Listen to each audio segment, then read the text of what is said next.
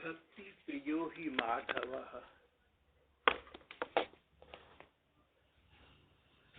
नारद जी का भक्ति सूत्र क्रम संख्या 67। भक्ता एकांतिनो मुख्या।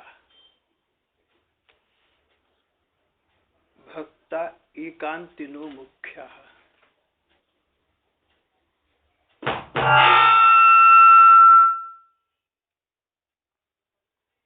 एकांतिक भक्त ही मुख्य है, नारद जी कह रही हैं। एकांतिक भक्त ही मुख्य है, ऐसा नारद जी यहाँ बता रही हैं। मुख्य है, यूं तो भक्त सभी भक्त हैं और सभी उत्तम हैं, भगवान को सभी मान्य हैं, पर एकांतिक भक्त उनमें मुख्य है, उनमें श्रेष्ठ है, उनमें सर्वोत्तम है। एकांतिक भक्त जिनको लगता है कि हमारे पास अब हमारा अपना कुछ रह नहीं गया, सभी कुछ तुम ठाकुर का हो गया। जिस प्रकार संपत्ति का अधिकार एक व्यक्ति से दूसरे को मिल जाए, इस प्रकार मेरे पर अधिकार अब मेरे से हटकर श्री भगवान को मिल गया है। अब मेरे तन मन पर परिवार का अधिकार नहीं रहा, समाज का अधिकार नहीं रहा, संसार का अधिकार नहीं रहा, अपना भी अधिकार नहीं रहा। मेरे तन पर, मेरे मन पर एकमात्र मेरे ठाकुर का अधिकार हो गया है। तो जिस प्रकार कहीं संपत्ति का विभाजन हो, एक को एक भाग मिल गया, दूसरे तीसरे को दूसरे तीसरे भाग मिल गए, ऐसे मैं भगवान को मिल गया, मैं उनका भाग बन गया, मैं उनके हिस्से में आ गया, मैं उनके नाम लिखा गया। अब कुछ शेष ना रहा, सब अशेष हो गया। इस प्रकार के मन की एकांतिक वृत्ति नारद जी इसे सर्वश्रेष्ठ पक्ष ठहरा रही है। लक्ष्य सभी का यही है, अंततः यही पहुंचना है भक्त जनों ने। मीरा जी हमारी अपने इस युग में हुई, मेरे तो गिरधर गोपाल दूसरो न कोई, दूसरो न कोई। न कोई का अर्थ ये कि अब मेरे पर अधिकार है तो एकमात्र भगवान का, और मेरा कहीं किसी पर अधिकार है तो अपने हृदय सम्राट अपने ठाकुर पर। संसार पर मैं अपना अधिकार नहीं मानती, समाज पर, परिवार पर, किसी व्यक्ति पर, किसी इष्ट मित्र पर न मेरा अधिकार है, न मैं मानती हूं, न मैं जनाती हूं। मेरा अधिकार है तो अपने हृदय सर्वस्व, अपने प्राण प्राणेश्वर श्री कृष्ण के प्रति है। काम, क्रोध, मद, लोभ, मोह इत्यादि वृत्तियां मानव मन की जो सहज शैली मानी गई हैं, भक्त मन कहता है कि ये भी सब मेरी अब उनकी कृष्ण के प्रति ही संबोधित हो गई या होनी चाहिए। बहुत सुंदर पक्ष है ये एकांतिक भक्त का। क्रोध भी जागे तो भगवान पर उतरे, संसार पर न उतरे। संसार पर अधिकार न समझो अपना, संसार तुम्हारा नहीं है, इस पर अधिकार कैसा।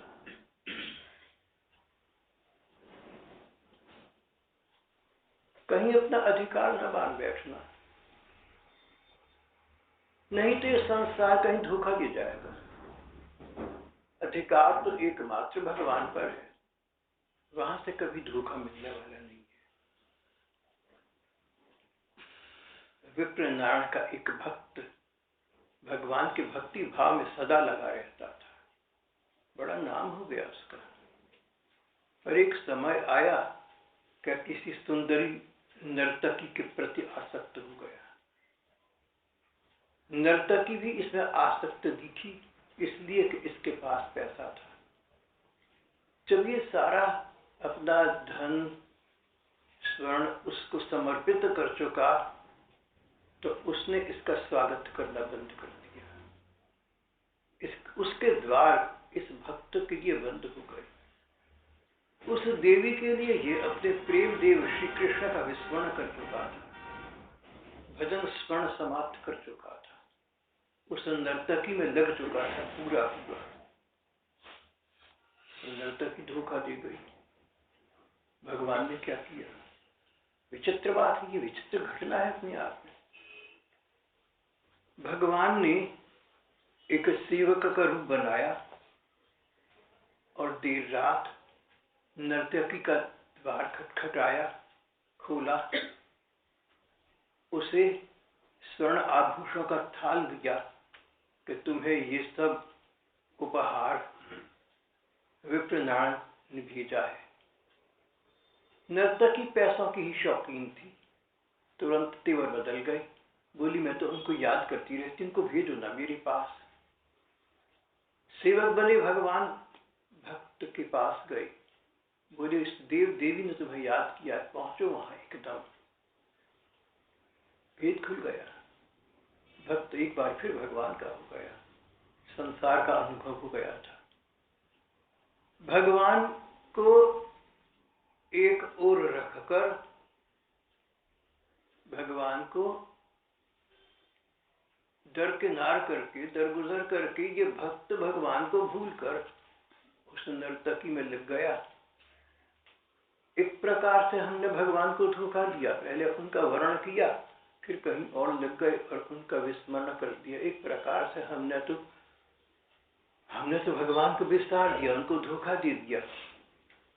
लेकिन जब उस नर्तकी ने भी इस भक्त को धोखा दे दिया तो भगवान फिर काम आई, बुरा न माना, अन्यथा न लिया, तर्क अयुक्ति में न पड़ी। भक्तवत्सल भगवान सेवक बन गए, बात खुल गई, भक्त फिर भगवान का हो गया। सो अलग कथा है। पर अधिकार अपना जो संसार पर मानेगा, परिवार पर, समाज पर, किसी व्यक्ति पर, किसी वर्ग पर, विप्रनारायण की भांति धोखा तो खाएगा। नर्तकी को विप्रनारायण प्रिय नहीं थे, उनका पैसा प्रिय था। संसार के लिए आप प्रिय नहीं है, आप में कुछ है जो संसार को प्रिय है, वो न रहा तो प्रियता समाप्त हो गई। तो संसार है, इसका नियम है ऐसा, ये ऐसा है सदा से और ऐसा बना रहेगा सदा। सर्वोत्तम भक्त इसलिए श्री भगवान ही पर अपना अधिकार मानता है और जानता है कि भगवान को हम तो भले ही धोखा दे दें, लेकिन भगवान हमें धोखा नहीं देंगे। विप्रनारायण ने भगवान को अनचाही में धोखा दे दिया, पर ठाकुर ने जानबूझकर इसका मान रखा, इसका सम्मान रखा। तभी तो मीरा जी ने कह दिया, मेरे तो गिरधर गोपाल दूसरो न कोई। किसी को अपना इतना न मानना कि उस पर अधिकार जमा बैठो और कहीं धोखा खाओ, अपने निराश हो जाओ। अधिकार है तो भगवान पर, मेरा अधिकार है तो भगवान पर है, और भगवान का अधिकार भक्त पर है। अधिकार के साथ इस समाज में, मानव समाज में कर्तव्य भी जुड़े हैं। एकांतिक भक्त का समाज सरकार के प्रति, परिवार के प्रति एकांतिक भक्त का कर्तव्य है इसे भगवान का रूप मानकर इसकी सेवा सहायता करना। क्यों करना? सेवा करना, सहायता करना। क्यों करना? क्योंकि भगवान का अंश है, भगवान का रूप है, भगवान ऐसा चाहते हैं इसलिए करना। स्वतंत्र संबंध न रखना संसार के साथ। ये मेरे पिता हैं, ये मेरी माता है, ये मेरी संतान है, ये पति पत्नी है, ये काम आएंगे, ये इष्ट मित्र है, ये मेरे हैं, मदीयता छोड़ दो भाई। हम तो उसके हैं जिसने हमें भेजा है। तदीयता को ग्रहण करो, तदीयता को स्वीकार करो। तो संसार के प्रति हमारा कर्तव्य सेवा सहायता का उतना जितना ठाकुर ने निर्धारित कर दिया हमारे लिए। और इस भगवत स्वरूप के प्रति, इस तद्रूप संसार के प्रति कर्तव्य निभाते समय भी यदि भगवान के प्रति कोई कर्तव्य आड़े आता हो, मध्य में आता हो, तो भगवान के प्रति कर्तव्य को प्रधानता देना। हमारा कर्तव्य जैसे अधिकार भगवान के प्रति है, इस प्रकार हमारा कर्तव्य भी तो इन भगवान ही के प्रति है जिन्होंने हमें स्वीकार कर लिया, हम कैसे भी थे, जिन्होंने हमें अंगीकार कर लिया, हम अयोग्य अपात्र थे, फिर भी जिन्होंने हमें महत्वमंडित कर दिया, हम तो महत्वहीन थे, अर्थहीन थे। उन ठाकुर को एक ओर रखकर, उनको छोड़कर हम अपना प्रथम कर्तव्य उनके प्रति न माने तो अपने साथ हमने बड़ा अन्याय कर दिया। जिसने हमें चाहा, जिसने हमें अपने को प्रदान कर दिया, उसके प्रति तो कर्तव्य को प्रधानता न दे पाई और स्वयं बुभुक्षित और तिरस्कृत संसार को हम अपना हृदय दे बैठे, अपना मस्तिष्क दे बैठे, अपने तन मन वचन समर्पित कर बैठे, तो अपना अहित हो गया। अपने अहित से अपनी रक्षा करना अपने हाथ में है। भगवत जन इस सिद्धांत को जानते हैं, उनके जीवन में आ जाता है ये। उनका प्रथम कर्तव्य भगवान के लिए है। अवतारी लीला में रास लीला का आरंभ यहीं से होता है। रात का समय था, 9:30-10 बजे के बीच का अक्टूबर का महीना था, मानो शरद ऋतु थी। भगवान ने वंशी में स्वर भरी, यमुना जी के किनारे खड़े खड़े, और वो वंशी के स्वर लहरित हुए, तरंगित हुए गोपिकाओं के कर्णकुहरों तक पहुंचे। कोई गोपिकाएं किसी काम में लगी थी और कोई गोपिकाएं किसी काम में लगी थी। रात का समय तो ऐसा होता है, सब व्यस्त होती है, प्राइम टाइम। गोपिकाएं अपने अपने न्यारे न्यारे कामों में, सेवा कार्यों में लगी हुई थी। कोई पति की सेवा में थी, कोई संतान की सेवा में थी, कोई अपनी सेवा में थी, कोई सास ससुर की सेवा में थी। जिसकी जैसी स्थिति थी परिवार में, समाज में, उसके अनुरूप, उसके अनुसार अपनी सेवा कार्य में लगी हुई थी। वंशी का स्वर श्रवण गोचर हुआ तो जो काम जहां था उसको बीच में वहीं छोड़कर गोपिकाएं भाग निकली, श्री कृष्ण के चरण प्रांत में पहुंच गई। संसार को एक ओर रख दिया, परिवार को एक ओर रख दिया, अपने को एक ओर रख दिया, कहीं कृष्ण को प्रतीक्षा का कष्ट सहन न करना पड़े। दौड़ी धावित हुई श्री कृष्ण की दिशा में। जिस गोपी ने एक आंख में अंजन लगाया था, काजल लगाया था, उसने दूसरी में न लगाया। जिसने जो एक कपड़ा कहीं डाल लिया था, दूसरा न डाला। जिसने अन्न ग्रास मुंह में लिया था, उसको अटका सटका नहीं, जैसे के तैसी भाग ली। भागवत में सारा वर्णन है, आप लोगों ने बार बार पढ़ा है, सुना है। यह आदर्श है, उदाहरण है गोपिकाओं का हमारे सामने। अपने को देखना है हमने कि भगवान के लिए हम कितना उत्सर्ग कर देती हैं। हम करते हैं नहीं करते हैं अपने स्थान पर है, प्रयत्न करते हैं कितना कर पाते हैं सो भी अपने स्थान पर है। लेकिन सिद्धांत तो ये ठहरता है, ठीक बात तो यही है कि उत्तम भक्त वही है, सर्वोत्तम भक्त वही है जो सब छोड़कर, सब कर्तव्य कर्म संसार के प्रति जो हो उनको छोड़कर, उनको तिलांजलि देकर, उनका विचार भी न करके भगवान का स्वर आया तो उनके चरण प्रांत में भागे चले गए। गोपिकाओं ने कर दिखाया। बार बार गोपिकाओं का नाम आता है, मीरा जी का आता है, चैतन्य देव का आता है, अन्य कुछ प्रेमी जनों का आता है। इसका अर्थ ये न समझना कि बस यही हुए, ऐसे और कोई हुए नहीं, और भी हुए। उनके नाम इतिहास में नहीं आए, लेकिन इनके नाम आपको सर्वसामान्य को पता है, इसलिए समझाने के लिए, समझने के लिए इनके नाम बार बार लिए जाते हैं। ऐसे भी भक्त इन प्रकार के हुए जिनका नाम किसी पुस्तक में, किसी इतिहास में नहीं आया, और ऐसे तो अनेक हुए जिनके नाम तो हैं लेकिन इतने प्रसिद्ध नहीं है, इसलिए उनका उदाहरण नहीं देते। उदाहरण तो वो दिया जाता है जो लोक प्रसिद्ध हो, इसलिए आपके सामने बार बार कभी गोपांगनाओं की, कभी भरत जी की, कभी चैतन्य देव की, और इस प्रकार की वीरांडाल इत्यादि की हम चर्चा कर बैठते हैं।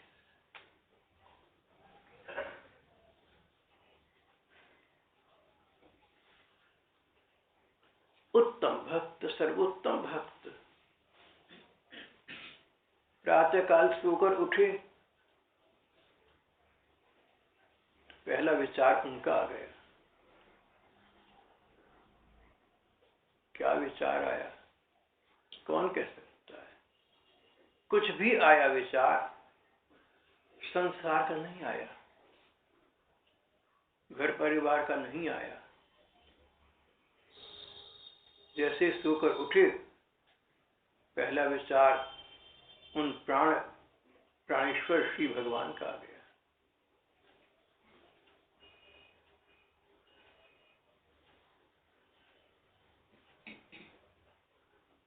नजरें उठाऊं, नजरें झुकाऊं, सामने तू आ जाए।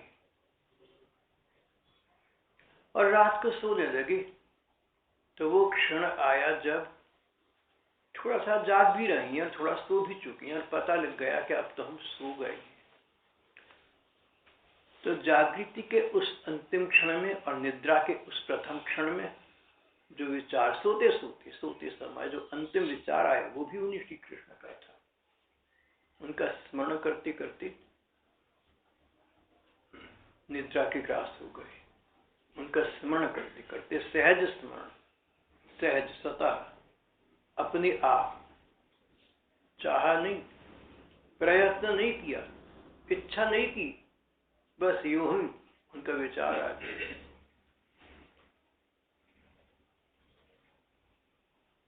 और दिन भर वो विचार बना रहा।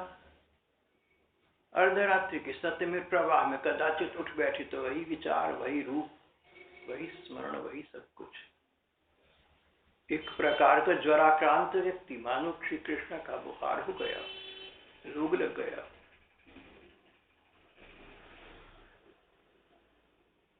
कई मैंने ये पंक्तियां पढ़ी सुनी। और इस दिल में क्या रखा है, तेरा ही नाम छुपा रखा है। आगे है, तेरा ही दर्द छिपा रखा है। चीर के देखे जो इस दिल को, तेरा ही जख्म छिपा रखा है। गोपिकाओं का हृदय इस प्रकार का था श्री कृष्ण के प्रति। उत्तम भक्तों का यही विधान है। और उनके हृदय में क्या है? उनका नाम है, उनका दर्द है, उनकी स्मृति है, उनका स्मरण है, उनका घाव है।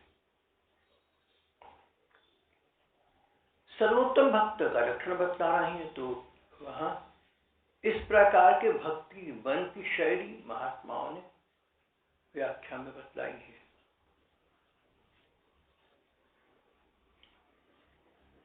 हम यात्रा मार्ग पर, हम राजमार्ग पर चल रहे होते, सड़क पर चलती हैं और बहुत से लोग चल रहे हैं। एक ही सड़क पर एक ही दिशा में अनेक हम सब चले जा रहे हैं। किसी से क्या लेना देना है, किसी में रुचि नहीं है। और कहीं किसी प्रकार किसी से कोई वार्ता हो बैठे तो वह समाप्त हो गई। कोई आत्मीयता जागृत नहीं होती, कोई अपनापन उद्दीप्त नहीं होता। धर्मशाला में ठहरी बहुत से मुसाफिर, समय आने पर तितर बितर हो गए, कोई संबंध तो न बना। और रेलगाड़ी के खाने का उदाहरण तो सभी को पता है।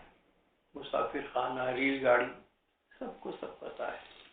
संसार ऐसा है, जो उच्चतम कोटि के भक्त हैं उनके लिए ये संसार मुसाफिर खाना है, रेलगाड़ी का डब्बा है, सड़क का मार्ग है, और कुछ नहीं है इसके अलावा। जिससे मिले हंसकर बोले, प्यार से बोले, सबका मान रखा, सबका सम्मान रखा, लेकिन मन का नाता कहीं न बना। मन का नाता तो उन मन के मंदिर में निवास करने वाले मनमोहन का रहा। वो स्थान तो वहां उनके लिए वो तो आरक्षित है, सुरक्षित है, संरक्षित है। वहां किसी अन्य को स्थान न देना। संत कवि कहते हैं कि भक्तजनों का हृदय ऐसा होता है कि उसमें किसी अन्य के लिए स्थान अवशिष्ट रहता ही नहीं। हम किसी होटल में जाएं, सराय में जाएं, धर्मशाला में जाएं और प्रवेश द्वार पर समझ लें कि यहां तो बड़ी भीड़ है, यात्रियों का जमघट जुटा है। जान जाती है कि यहाँ हमें स्थान कहाँ मिलेगा, चलो कहीं और देख लेती है, वहां से आगे निकल पड़ती है। भक्तों का हृदय, भक्तों के नयन भगवान की, भक्तों की दृष्टि ऐसी बन जाती है, उनके पास वृथा वार्ता का समय किसी के लिए नहीं होता। अपने को ऐसा बना ले हम। उत्तम भक्त ऐसे होते जिनसे व्यर्थ वार्ता करने का क्षेत्र किसी को प्राप्त ही नहीं होता। प्रीतम छवि नयनन बसी, पर छवि कहाँ समाए, ऐसा सा एक दोहा है। नयनों में प्रियतम की छवि, श्री कृष्ण की छवि बस गई है। भरी सराय रहीम लखी, पथिक आप फिर जाए। परिणाम ये कि नयनों में श्री कृष्ण का समागम देखकर, हृदय में उनका अवतरण देखकर, जैसे सराय में आया नया व्यक्ति भीड़ देखकर आगे निकल जाए, ऐसे ये संसार हृदय में भगवान को स्थान देने वाले भक्त को देखकर आगे निकल जाता है, प्रवेश नहीं पाता। संसार का प्रवेश द्वार भक्त के नयन कभी नहीं बनते, हृदय तो क्या बनेगा।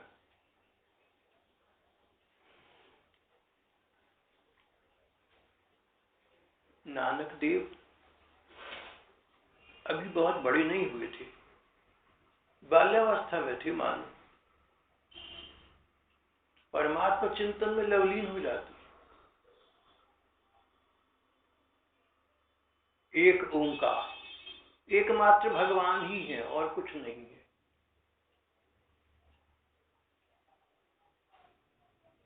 उसमें सतत संलग्न रहती।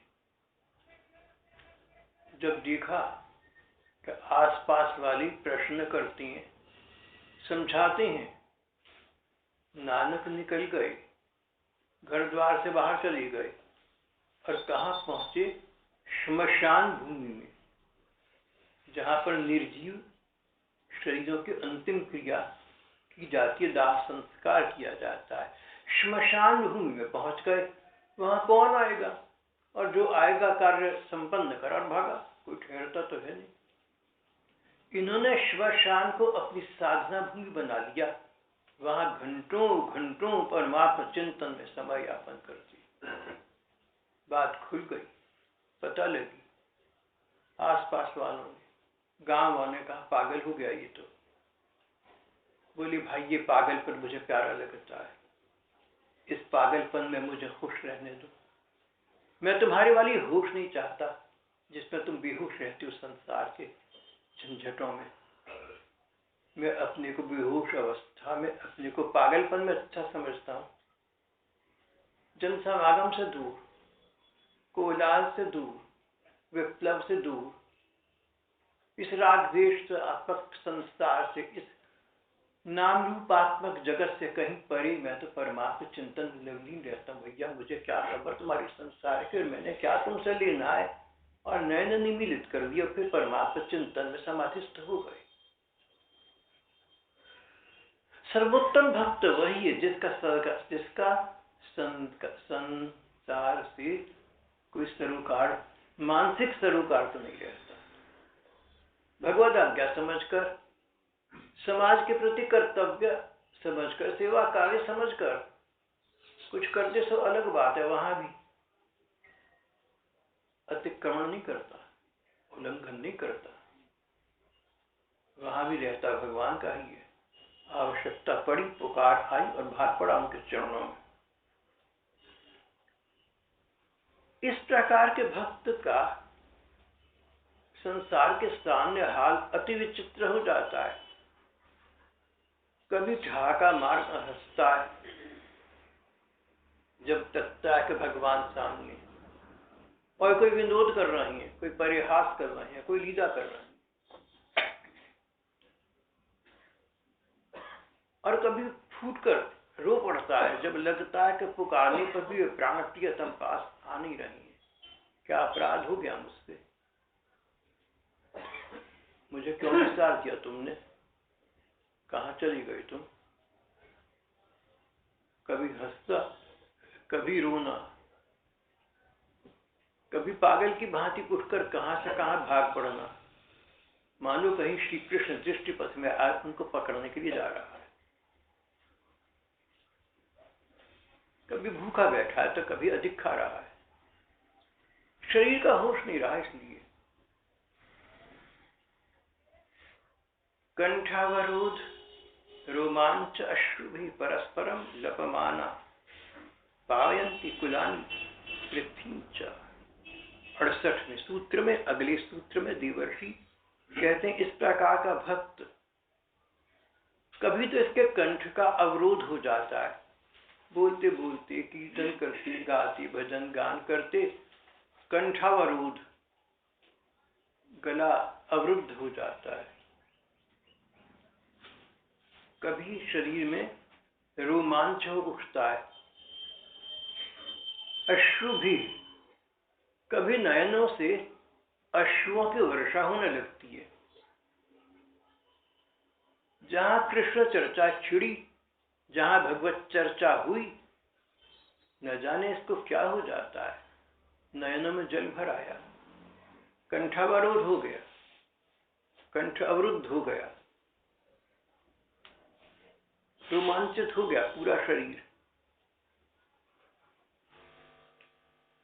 कहीं श्री कृष्ण का, कहीं भगवान का नाम कान में पड़ा तो ये स्थिति हो गई। जहां चार के बीच में बैठा, वहां उन प्रियवर भगवान की चर्चा, और उनकी चर्चा हुई तो अपने को संज्ञा में न रख सका, अचेत हो गया, पता नहीं क्या कर रहा हूं, अपने को होश न रहा।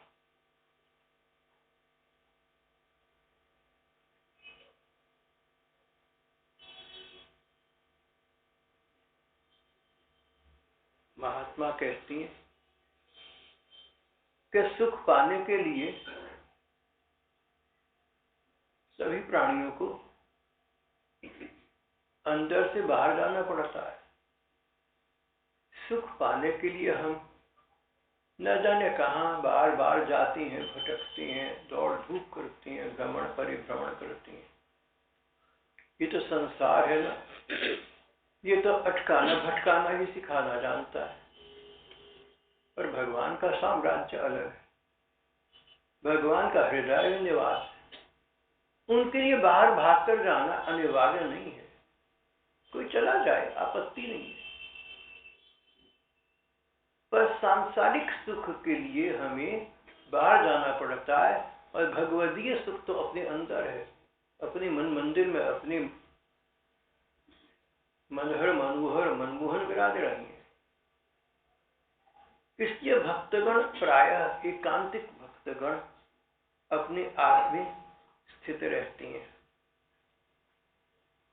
हृदय में भगवान है, हृदय में भगवान है, इसलिए हृदय में उन भगवान के प्रति आने वाली भाव कंठ से प्रकट हो जाती हैं। कंठ अवरुद्ध हो गया, नयनों से प्रकट हो जाती है, जल भर आया, शरीर से प्रकट हो जाती है, रोमांचित हो गया। अंतर में प्रकट प्रियवर श्री भगवान के प्राकट्य का ये बाह्य लक्षण मात्र है।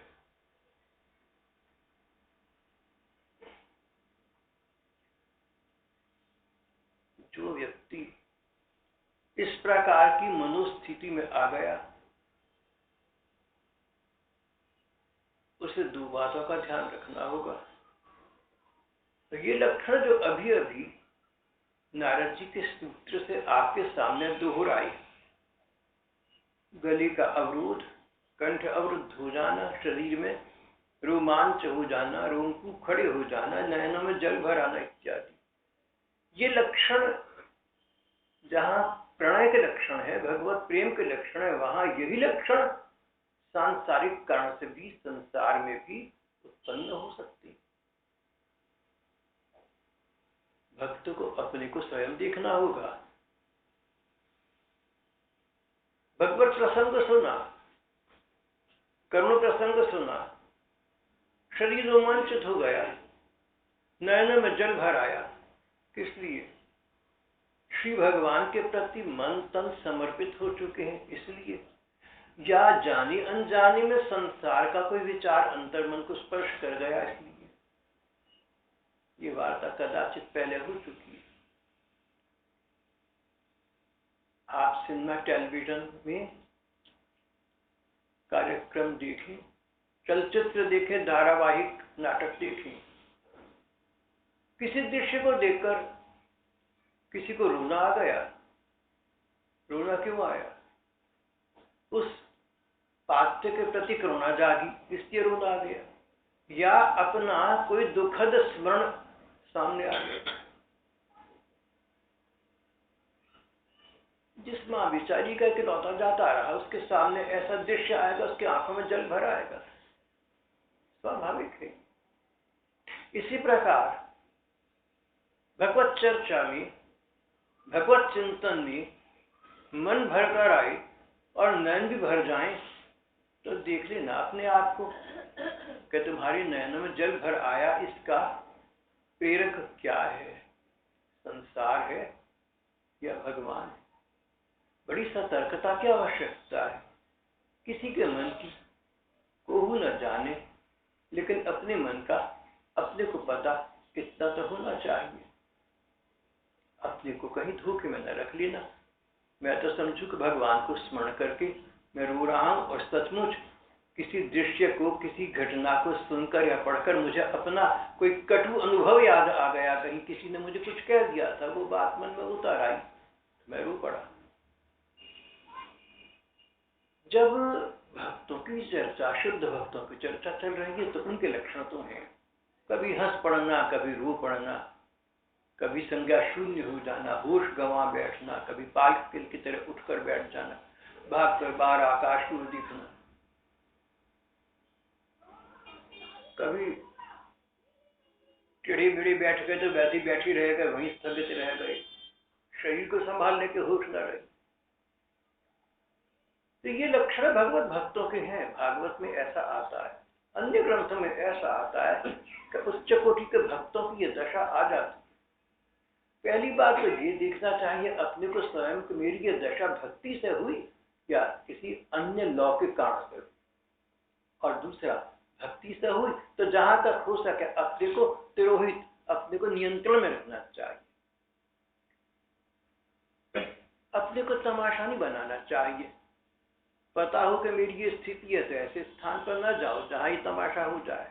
कारण कुछ लोग तुम्हें उच्च कोटि का भक्त समझकर श्रद्धा सम्मान का स्थान देंगे, और जहां भक्त को सम्मान मिला उसका भक्ति भाव शून्य हुआ। ये निश्चित सिद्धांत है। भक्त को जहां सम्मान मिला, क्योंकि भक्त है, लोगों की श्रद्धा जाग गई, सम्मान हुआ, पूज गया, पांव छुए गए, अब मन में आ गया कि मैं तो और से अच्छा हूं, मैं तो अपने को श्रेष्ठ मानता हूं। भाई बहन जिस कमरे में विराज रहे हैं स्वयं मन में विचार करें कि आप कितने यहाँ के अन्य भाई बहनों को अपने से अच्छा और बड़ा साधक समझती हैं या अपने को मानती हैं। अगर आप समझती हैं कि मैं बड़ा साधक हूँ, बड़ी साधिका हूँ, तो एक बात है। और अगर आपका मन कहे कि अरे मैं तो कुछ भी नहीं हूँ, इतनी बैठी है तो मेरे से कहीं आगे हैं, तो दूसरी बात है। अपने आप देख लो, अपने आप सोच लो। परमहंस देव से पूछा, दो शिष्यों ने लड़ रही थी, मैं बड़ा तू बड़ा, मैं बड़ा तू बड़ा, आप बताइए। परमहंस मुस्कुरा दिए, बोले जो दूसरे को बड़ा समझे और अपने को छोटा माने वो बड़ा है। देख लो तुम। साधना जगत में, प्रेम साम्राज्य में, प्रेम साधना में ये पहला सिद्धांत है कि जहां अपने प्रति श्रेष्ठता का भाव आया कि मैं दूसरे से अच्छा हूं, मैं दूसरों से अच्छा हूं, वहीं पतन हुआ। और ये जो अहंकार है, ये जो भगवान का आहार है, कब तक रहेगा ये?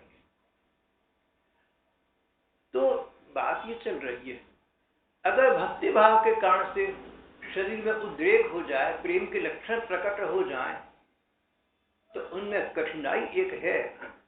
कुछ लोगों की आपकी ऐसी स्थिति देखकर श्रद्धा जाग जाएगी, वो आपको ऊंचा मानेंगे, पूजेंगे, आपका पतन होगा कि आप सिद्ध संत तो हो नहीं गए।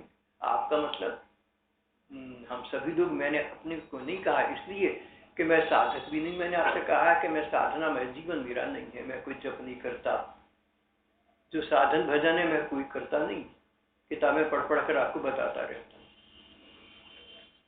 तो आप लोग जिनका साधनामय जीवन है, उनके लिए महात्माओं ने ये चिताया कि देखो तुम अगर पूज जाओगे, तुम्हारा सम्मान होगा, तुम्हारे में श्रेष्ठता का आरोप होगा, तो तुम्हें भगवत प्राप्ति न होगी। ग्रंथ तो यहाँ तक कहते हैं कि ये भी ना कहो कि हम त्यागी, हमने सब त्याग कर दिया, क्योंकि त्याग करने का महत्व तुम्हें पता है, उस महत्व से तुम मंडित हो रहे हो, इसलिए ऐसा कह रहे हो। त्याग कर दिया तो कर दिया, सोचना क्या और कहना क्या। अगर हम कहें कि हम तो मान अपमान से परे चले गए, तो ऐसा नहीं है, क्योंकि अगर चले गए होते तो हमें विचार ना आता कि हम परे चले गए मान अपमान। तो पहली बात, इस प्रकार के शरीर में भगवत प्रेम के लक्षण उदित हो जाए तो श्रद्धालु लोगों को आपके प्रति श्रद्धा सम्मान का भाव जागेगा, आपके पतन का कारण हो सकता है। और दूसरा, कुछ अन्य लोग भी तो होंगे जो आपको नाटक, जो कहेंगे कि आप नाटक कर रहे हैं, आप दूसरों को रिझाना चाह रहे हैं, आप दूसरों का मूर्ख बना रहे हैं, आप अपने को भक्त जताना चाह रहे हैं, देखो हम पर कोई प्रभाव पड़ने वाला नहीं है। उनमें शंका उत्पन्न होगी, आपको पता लगेगा, तो मन कश्मकश में पड़ेगा, अंतर्द्वंद्व में पड़ेगा, चार विचार आएंगे, उसकी भी आवश्यकता नहीं। पंजाब में एक माँ जी हैं, सब छोड़कर ठाकुर जी में लग गई, और बरसों से सुन रहा हूँ, कभी वृंदावन आती हैं, कभी हंसती हैं, कभी रोती हैं, कईयों को उनके मन की स्थिति बता देती हैं, और कई भक्तों को बता देती हैं कि ठाकुर का उनके विषय में क्या विचार है। बहुत कुछ उनका प्रतिष्ठा में मैंने श्रवण किया था। इस बार जब वृंदावन गए दिसंबर के अंत में, तो एक सत्संग में उन सम्मान्या माँ जी का दर्शन मुझे भी हुआ, और दर्शन हुआ तो ऐसे कि वो पहले तो खिलखिलाकर हंस रही थी। लोगों ने मुझे ये बताया था, भक्तों ने बताया था, कभी हंसती हैं, कभी रोती हैं, कभी जड़ हो जाती है, मैंने देख लिया, कभी हंस रही थी, कभी रोने लगती, कभी जड़ होकर बैठ जाती है जैसे पाषाण की शिला। पौना घंटा चलता रहा ये कार्यक्रम। फिर मानो संज्ञा को प्राप्त हुई, चेहरे पर उनकी शांति, सौम्यता और सात्विकता थी, वाणी में मधुरता और प्यार था। किसी ने उनको मेरे बारे में कुछ कहा होगा, मुझे पता नहीं है। तो मुझसे कहने लगी कि भाई साहब, मैं अपने इस रोग से बहुत दुखी हूँ। ये रोग लगा हुआ है मुझे, कहीं जाती हूँ अपने पर नियंत्रण नहीं रहता, कभी रो पड़ती हूँ, कभी हंस पड़ती हूँ, कभी पागल की तरह बैठ जाती हूँ, कभी पाषाण की शिला बन जाती हूँ, कभी प्रस्तर प्रतिमा बन जाती हूँ। इस ड्रामे से, इस रोग से हमेशा निवारण कैसे होगा, ये जानना चाहती। मैंने कहा माँ जी, अगर इस रोग में आपके मन को सुख मिल रहा है, भगवान की प्रियता का आभास, भगवान समीप लग रही है, तो संसार भले नाटक समझे, आपकी बला से आप इसके रस का आस्वादन करें। ये तो स्वयं आपने देखता है।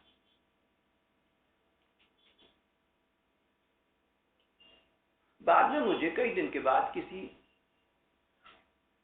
साधक ने, किसी भक्त ने कहा कि आपने उन माँ जी को सीधा उत्तर नहीं दिया। माँ जी तो संतुष्ट हो, प्रसन्न हो गई थी, मुझसे बहुत प्रसन्न हो गई थी, लेकिन बाद में किसी ने कहा कि आपने सीधा उत्तर न दिया। आपने तो कहा कि जो व्यक्ति भगवत प्रेम में पागल है, अगर पागलपन में उसको सुख मिलता है तो वही चिंता क्यों करे कि संसार क्या कहेगा। उन माँ जी के विषय में, व्यक्तिगत उनके विषय में आपने कुछ न कहा। मैंने कहा मैं तो अपने विषय में कुछ नहीं कहता, कुछ जानता नहीं, किसी के विषय में क्या कहूँगा।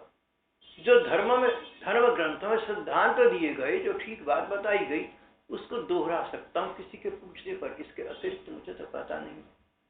अब जो बात आप पर लागू होती है, आप लोग देख लें, यहाँ भाई हैं, बहनें हैं, सिद्धांत आती हैं, बातें आती हैं, जो बात आपको लगे कि आप पर लागू होती है, उससे आप जैसा उचित समझे लाभ उठा लें, और जो बात आप समझें कि आप पर लागू नहीं होती है, उसके अनुकूल, उसके अनुरूप में उसको ग्रहण कर लें।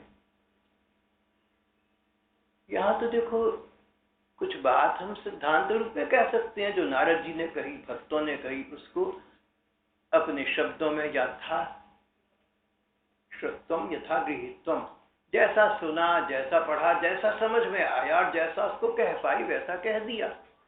सिद्धांतगत बात है, अपने अपने पर लागू करने की बात भाई बहनों को स्वयं देख लेनी चाहिए। यहाँ हम आज का प्रसंग समाप्त कर देते हैं।